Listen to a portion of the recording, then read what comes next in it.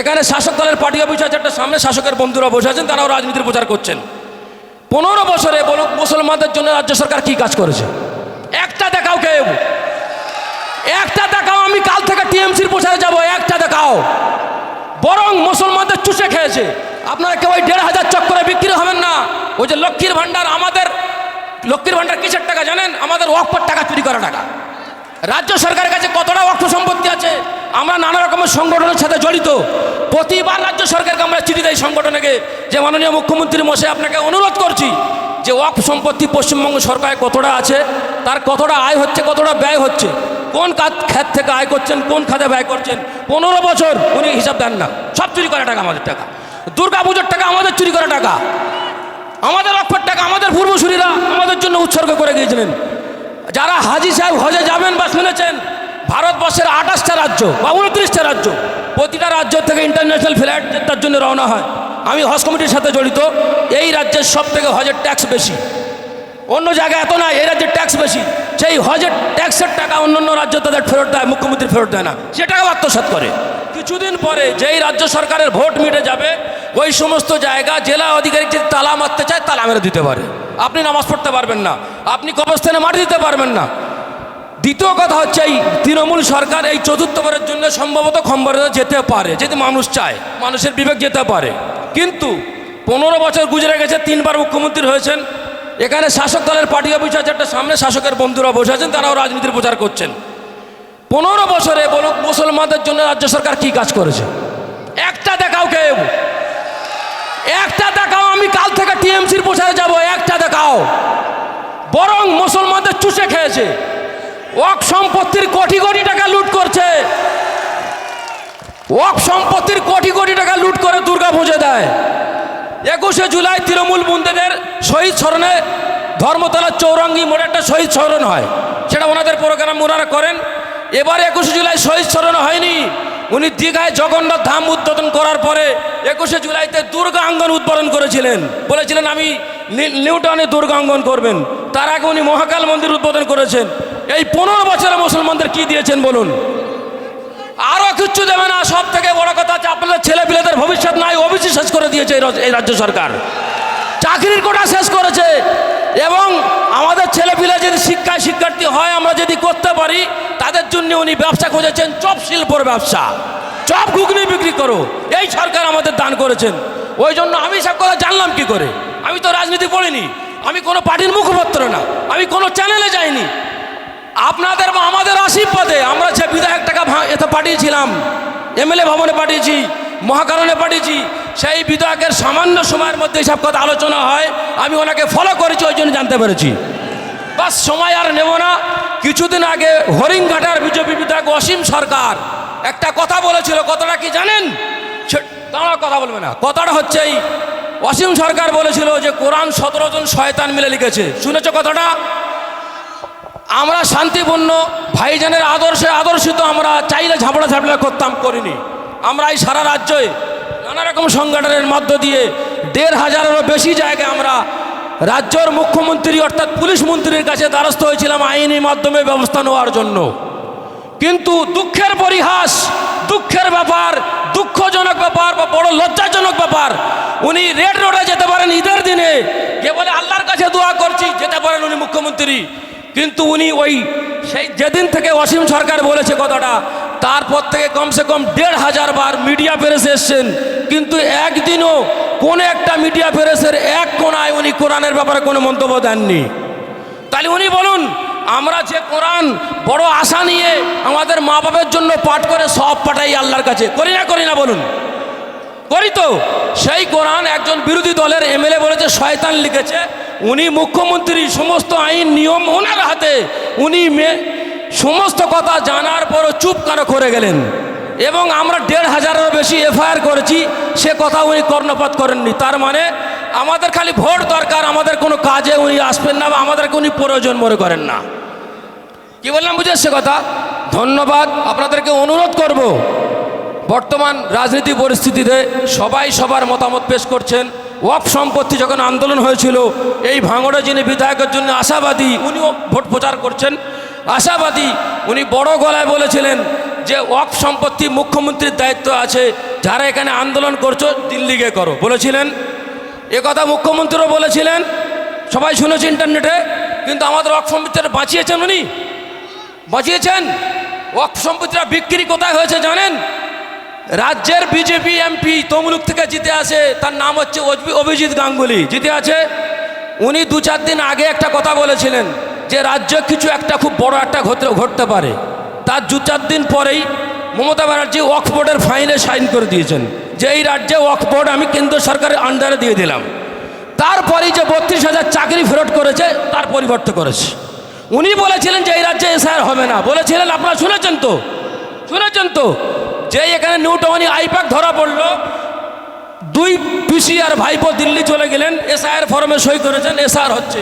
70 লক্ষ ভোট বাদ গিয়েছে, তার মধ্যে 65 লক্ষ মুসলমান ভোট।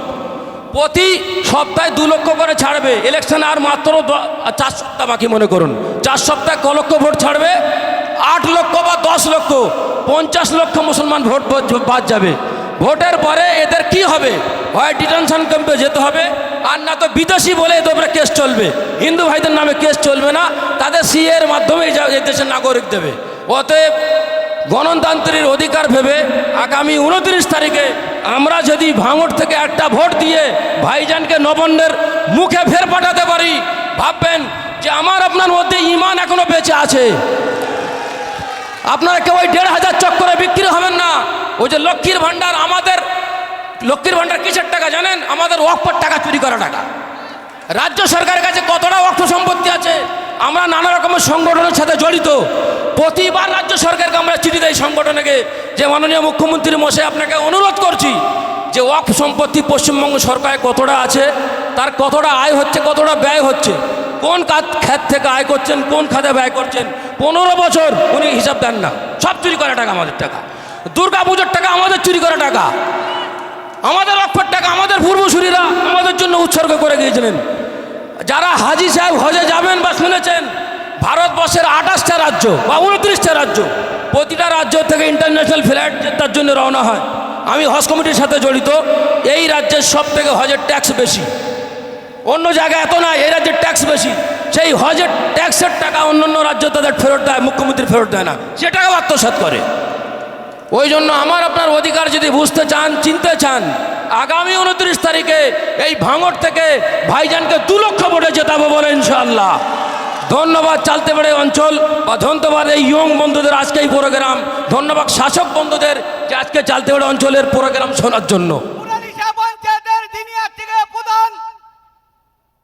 তানার স্বামী আছে মুরালিশা পঞ্চায়েতের অঞ্চল সভাপতি। বলুন ওই পঞ্চায়েতে কেউ হিসাব নিতে পারবে? আকের আলীর ঘরটা ওই রকম ছিল, গুড়ি মেরে ঢুকতে হতো। আকের আলী কম করে এখন 100 থেকে 150 কোটি টাকার মালিক। একটা গল্প বলি, আমাদের হাসনাবাদ ব্লকে কবরস্থানের টাকা ঢুকেছে 40 কোটি টাকা। এই 40 কোটি টাকার থেকে 11% মানে 11% টাকা কমিশন নিয়েছে ইস্কেন্দার গাজী, আকের আলী মন্ডল, আসলাম গাজী নিয়ে 9 কোটি টাকা উঠেছে। 9 কোটি, এখনো 1 মাস হয়নি। আর আমার পাড়া আমার সমাধান, এই যে আখের, এই স্ক্যান, এই আসলাম, আইএসএফ আইএসএফ আইএসএফ জিন্দাবাদ জিন্দাবাদ জিন্দাবাদ, আইএসএফ আইএসএফ আইএসএফ জিন্দাবাদ জিন্দাবাদ আইএসএফ জিন্দাবাদ জিন্দাবাদ জিন্দাবাদ নওশাদ সিদ্দিকী জিন্দাবাদ, নওশাদ সিদ্দিকী জিন্দাবাদ, জিন্দাবাদ জিন্দাবাদ মুসা করিমুল্লাহ ভাই জিন্দাবাদ, জিন্দাবাদ জিন্দাবাদ এই মুসা করিমুল্লাহ ভাই তোমায় আমরা বলছি না, বলবো না। বলছি না, ভুলবো না। এবার ভোটে জিতবে কে? এবার ভোটে জিতবে কে? আইএসএফ ছাড়া আবার কে? এই আই মমতা দেখে যা, এই মমতা দেখে যা, আইএসএফ এর ক্ষমতা, এই অভিষেক দেখে যা। আইএসএফ এর ক্ষমতা। তো যাই হোক, আর আমার পাড়ার সমাধান, আমার গ্রাম আমার পাড়ার সমাধানে সেখানেও 11% করে টাকা তুলেছে।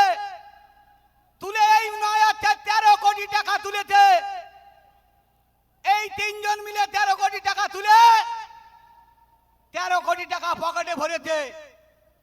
আর যিনি আমাদের বহিরাগত প্রার্থী, তৃণমূল কংগ্রেসের প্রার্থী ইস্কান্দার গাজীকে দেখা করে 1 কোটি টাকা দিয়ে গেছে, 1 কোটি টাকা। ও শিল্পপতি, আমাদের প্রার্থীর টাকা নেই, আমরা বেনার গাড়ির টাকায় কিনছি, আমরা ফেস্টান বেনার টাকায় কিনছি। আপনারা পাশে থাকুন, গরিব মানুষের ছেলের পাশে থাকুন, গরিবের পাশে থাকুন, মেহনত করা মানুষের পাশে থাকুন, নিশ্চয়ই ফল পাবেন। তাই সবাইকে অনুরোধ করব, সবাইকে বলবো, এই পুঁজিপতিদের দালাল এরা গ্রামে যাবে, এরা হুমকি দেবে, এরা মাইকি বড় বড় কথা বলবে। ভোটের পরে এদের খুঁজে পাওয়া যাবে না, ভোটের পরে এদের খুঁজে পাওয়া যাবে না, তোমার সাথে কথা বলবে না, তুমি কে জিততে পারবে না। তাই সবাইকে অনুরোধ করব, আগামী 29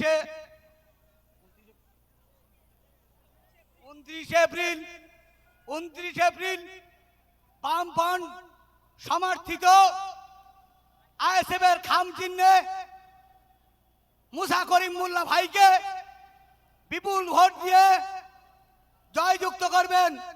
আর সমস্ত কর্মী ভাইদের, সমস্ত ভাইদের অনুরোধ করব, যারা পুলিশের হুমকি দেবে তাদের ফোনটা রেকর্ডিং করবেন।